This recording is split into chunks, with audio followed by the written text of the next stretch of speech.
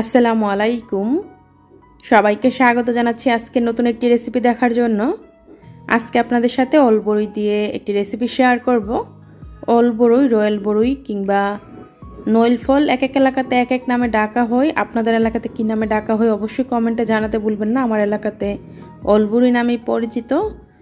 যারা এই ফলটির সাথে অপরিচিত, মানে এই ফলটিকে চিনেন না, তাদের সুবিধার্থে আমি দেখিয়ে দিচ্ছি। অলবরিগুলো দেখতে ঠিক এরকম হয়। আমি এখানে 600 গ্রাম অলবরি নিয়েছি। অলবরিগুলোকে ভালো করে ধুয়ে পানিটা এখানে জড়িয়ে নিয়েছি। তারপর আমি এখন একটা প্যানে প্রথমে অলবরিগুলো নিয়ে নিচ্ছি, আর এখানে মেজারমেন্ট কাপে 1 কাপ পানি দিয়ে দিচ্ছি। চুলাটা অন করে ঢাকনা দিয়ে ঢেকে রেখে দিচ্ছি 5 মিনিট। 5 মিনিট পর আমি ঢাকনাটা সরিয়ে রেখে দিচ্ছি। আর ঢাকনা দিতে হবে না, পানিটা কিছুটা কমে আসা পর্যন্ত অপেক্ষা করছি। আর অলবরি কিন্তু খুব তাড়াতাড়ি সিদ্ধ হয়ে যায়।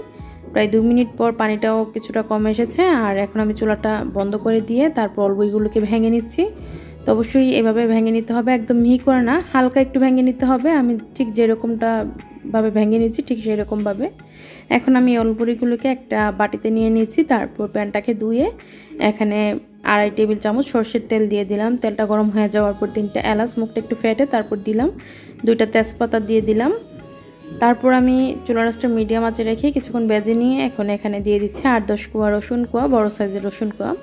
রসুন কোয়াগুলোকে হালকা ব্রাউন কালার করে ভেজে নিচ্ছি। যখন রসুন কোয়াগুলো হালকা একটু কালার চলে আসবে, আমি সিদ্ধ করে রাখা অলবরিগুলো দিয়ে দিচ্ছি।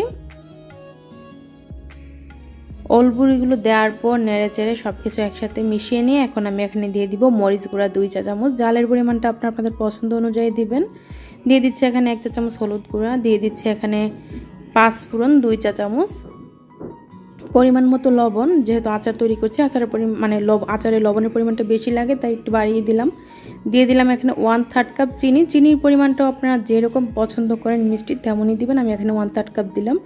সব কিছু একসাথে নেড়ে চেড়ে আমি চুলা রাসটা মিডিয়াম আঁচে রেখে অপেক্ষা করছি কিছুক্ষণ। আর একটু পরপর কিন্তু নেড়ে দিতে হবে, কারণ নিচে দিয়ে যদি আচারটা লেগে যায় তাহলে কিন্তু গ্রানটাই নষ্ট হয়ে যাবে আচারের। তো কিছুক্ষণ পরপর এভাবে নেড়ে 7 থেকে 8 মিনিট পর আমার এখানে মোটামুটি আচারটা তৈরি হয়ে গিয়েছে। আমি এখানে 1 টেবিল চামচ ভিনেগার দিয়ে দিলাম। ভিনেগারটা দেওয়ার কারণে কিন্তু আচারটা অনেক দিন পর্যন্ত ভালো থাকবে। ভিনেগার বা সিরকা একই জিনিস, কিন্তু অনেকে প্রশ্ন করেন আমাকে ভিনেগার আর সিরকা কি একই জিনিস নাকি। আসলে দুইটা একই জিনিস।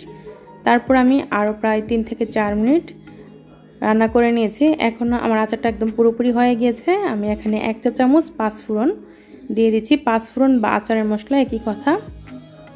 আমি এটা ঘরেই তৈরি করে নিয়েছি, আপনারা বাজার থেকে কিনতেও পাবেন, প্যাকেট পাওয়া যায় রেডিমেড আচারের মশলা। তো আমি এখানে 5 ফোড়নটা দেওয়ার পর নেড়ে চেড়ে চুলা থেকে নামিয়ে নিয়েছি।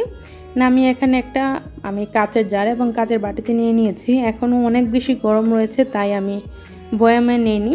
ঠান্ডা হওয়ার পর বয়ামে ভরে রেখে দিলে কিন্তু 6 মাসের মতো ভালো থাকবে, আর ফ্রিজে রাখলে 1 বছরের চেয়েও বেশি সময় ভালো থাকবে।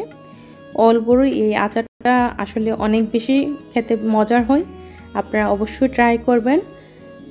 আশা করি আপনাদের কাছে অবশ্যই ভালো লাগবে।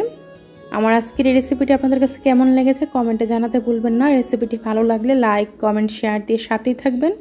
আজকের এই রেসিপিটি দেখার জন্য আপনাদের সবাইকে অসংখ্য ধন্যবাদ। সবাই ভালো থাকবেন, আমার জন্য দোয়া করবেন। আল্লাহ হাফেজ।